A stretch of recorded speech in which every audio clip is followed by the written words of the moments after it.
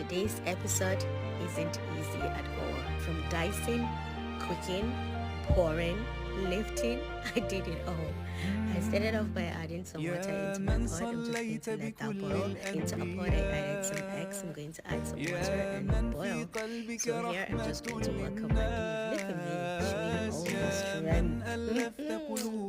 My back, they hear So the water has been boiling. I'm just going to add in my noodles, cover it. So beauties, give me 100 yams to peel, but don't give me 1 carrot to dice. And all thanks to Pinterest for coming in handy. Look at that. I mean, who wouldn't want to own a booking mix? So yeah, my noodles are ready. I'm just going to add some vegetable oil, the beef, the garlic, some seasoning, mix that together, to cook. Dice some green beans, some green bell peppers, and I'm just going to add that into my beef, and then I'm going to add in my diced carrots, of course. Saute for 10 minutes.